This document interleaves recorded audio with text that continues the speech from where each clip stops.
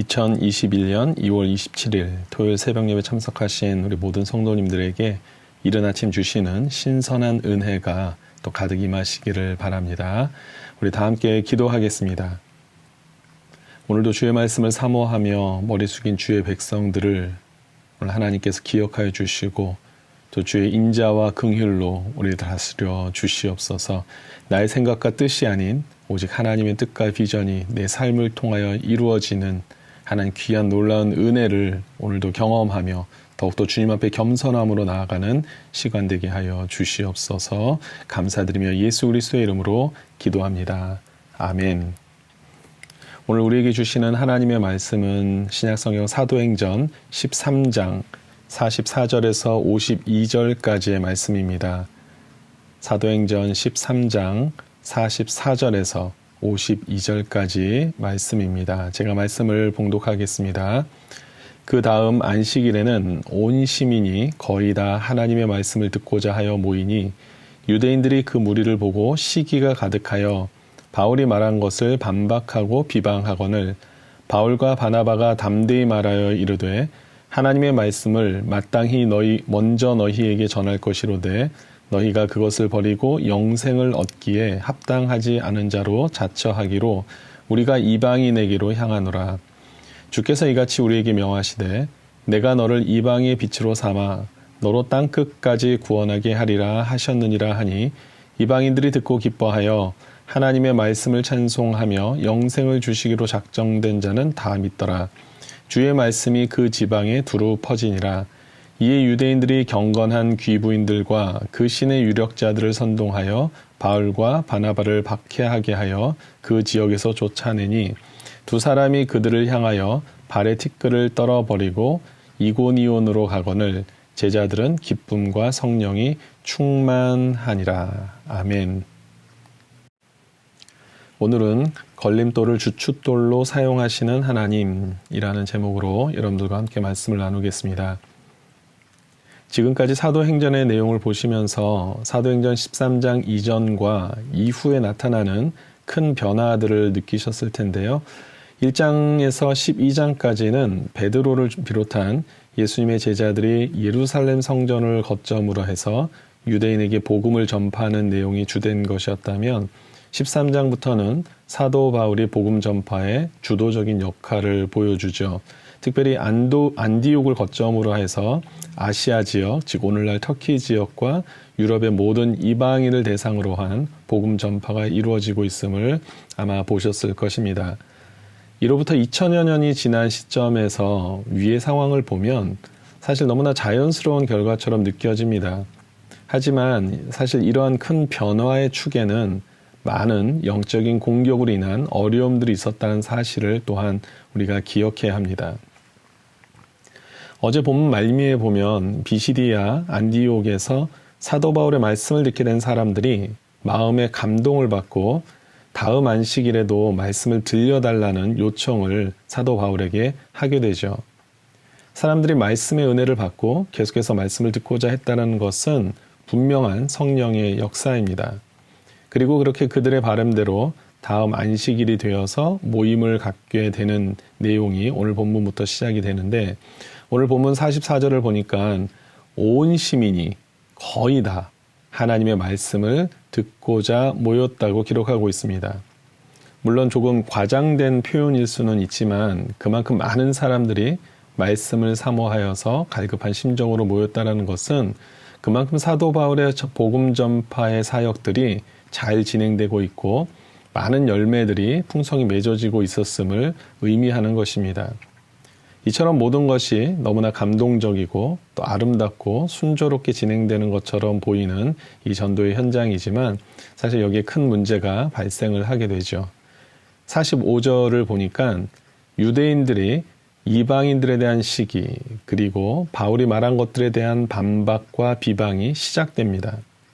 또 50절을 보니까 유대인들이 경건한 귀부인들과 그 신의 유력자들을 선동해서 바울과 바나바를 박해하고 또 그 지역에서 쫓아내기까지 했다고 기록하고 있습니다. 유대인들이 그동안 가지고 있었던 선민 사상에 입각하여서 부정하게 여겼던 할례받지 못한 이방인들과 자신들을 하나로 묶는 그런 복음의 내용들을 사실 인정하기를 원치 않은 것이죠. 따라서 사도 바울이 전하는 복음의 모든 내용을 무가치한 것으로 간주할 수밖에 없었고 또한 결국 그들을 박해하며 쫓아내기 이른 것입니다. 이것을 통해서도 우리는 중요한 교훈을 얻을 수 있는데요. 무엇일까요? 그렇습니다. 하나님의 은혜의 역사가 임하는 자리에는 사탄의 역사도 강하게 나타난다는 사실입니다. 하나님을 위한 삶을 살기 위해 많은 것들을 포기하고 또 헌신하면서 나아가는데 마땅히 모든 것들이 내가 원하는 대로 또 순조롭게 또 형통하게 진행되기를 바라지요. 그런데 어떻습니까? 오히려 이전에 경험하지 못했던 더 큰 어려움을 당하는 때들이 있죠. 그렇게 되면 어떻습니까? 순간 더 큰 절망감이 몰려오고요. 또 힘도 빠지고 낙심되고 포기하고 싶은 그런 마음들이 막 솟구치게 되죠. 하나님, 내가 지금 누구를 위해서 이렇게 사는 건데요? 라고 해서 하나님께 서운한 마음을 드러내기도 합니다. 하지만 우리가 하나님의 백성들이 반드시 기억해야 하는 것이 있습니다. 사탄이 방해하기 시작하고 또 그 힘이 엄청나게 커 보이고 나는 그 모든 것들을 이겨낼 수 없을 것 같고 또 마치 사탄이 승리한 것처럼 보이지만 그 순간에도 하나님께서는 모든 어려움들을 통하여서 하나님의 더 큰 일들을 이루어가고 계신다는 사실입니다. 오늘 본문이 바로 이러한 사실을 말해주고 있습니다. 이러한 박해와 핍박으로 인해서 사도 바울과 바나바가 어떻게 반응을 합니까? 실패했다고 여기면서 낙심하고 실망하고 주저앉아서 더 이상 복음 전파를 포기합니까? 아니죠.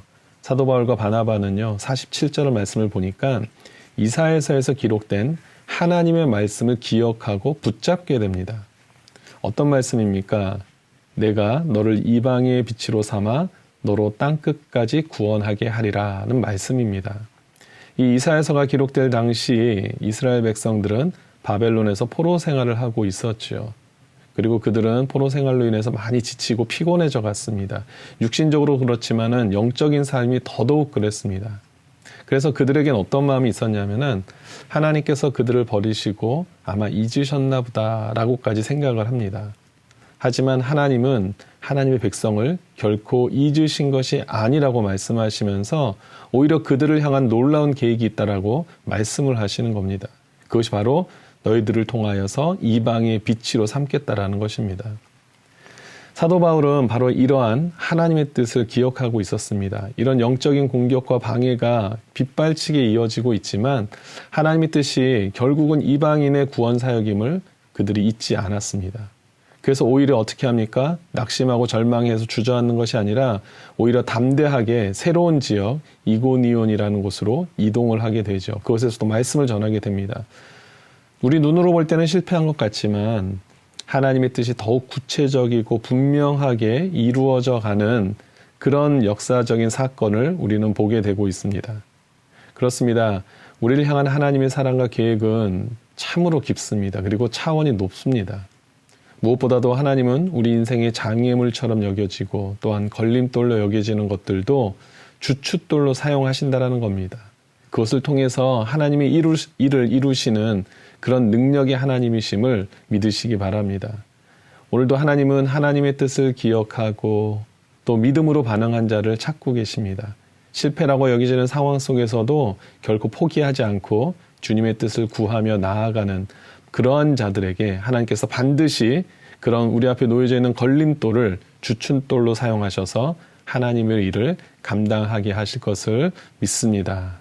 아멘. 우리 다 함께 기도하겠습니다.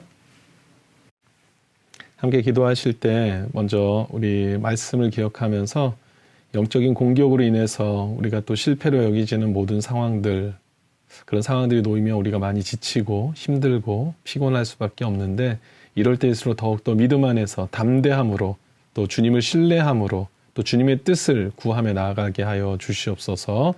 또 두 번째는 선교사님들의 복음 전파 사역의 현장 속에서 특별히 오늘 본문에서 사도 바울 같이 하나님의 뜻을 기억하며 부르심에 합당한 사역을 잘 감당할 수 있도록 우리 선교사님들의 영역을 허락하여 주시옵소서. 우리 마지막으로 또 내일 주일 예배 우리 교육부 어린이부서부터 우리 작년에 이르기까지 정말 하나님 오늘 본문의 BCD의 안디옥의 성도들이 말씀을 더 사모하여서 갈급함으로 나왔던 것처럼 우리가 비록 온라인 예배이긴 하지만 이 자리를 정말 갈급함으로 나올 수 있는 하나님을 전심으로 예배하고자 하는 그런 마음들이 끊어지지 않게 해달라고 하는 그런 심령을 허락해달라고 우리 다 함께 기도하겠습니다.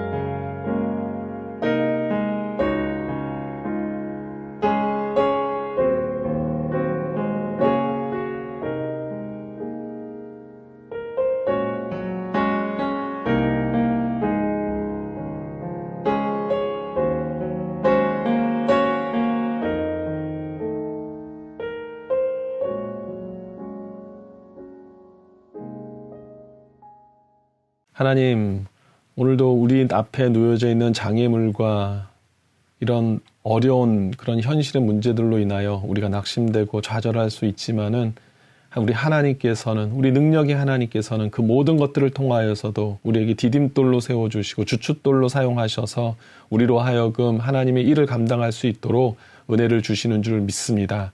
하나님 포기하지 않게 하시고 이 길이 비록 힘들고 어려운 길이라 할지라도 반드시 하나님의 능력의 손 안에서 승리함을 바라보며 나아가는 우리 모든 성도님들 되게 하시고 특별히 오늘 세계 곳곳에서 또 말씀을 전하시는 우리 모든 선교사님들에게 바로 이러한 믿음과 확신이 계속해서 있게 하여 주시옵소서.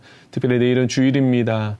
온라인 예배로 참 오랜 시간 동안 피곤하고 지쳐있을 우리 모든 성도님들 더욱더 하나님을 향한 그 사모함과 갈급함이 날마다 넘쳐날 수 있게 하셔서 내일 예배를 통해서 전심을 다해서 하나님을 예배하게 하시고 경외하는 귀한 시간 되게 하시며 특별히 우리 자녀들 어렸을 때부터 하나님 정말 그 믿음 안에 잘 성장할 수 있도록 은혜를 베풀어 주시옵소서. 감사드리며 예수 그리스도의 이름으로 기도합니다. 아멘. 우리 주기도문으로 예배를 마치고 계속해서 개인 기도로 오늘 하루 승리하시기를 바랍니다. 하늘에 계신 우리 아버지여, 이름이 거룩히 여김을 받으시오며 나라가 임하시오며 뜻이 하늘에서 이루어진 것 같이 땅에서도 이루어지이다. 오늘 우리에게 일용할 양식을 주시옵고 우리가 우리에게 죄 지은 자를 사하여 준 것 같이 우리 죄를 사하여 주시옵고 우리를 시험에 들게 하지 마시옵고 다만 악에서 구하시옵소서. 나라와 권세와 영광이 아버지께 영원히 있사옵나이다. 아멘.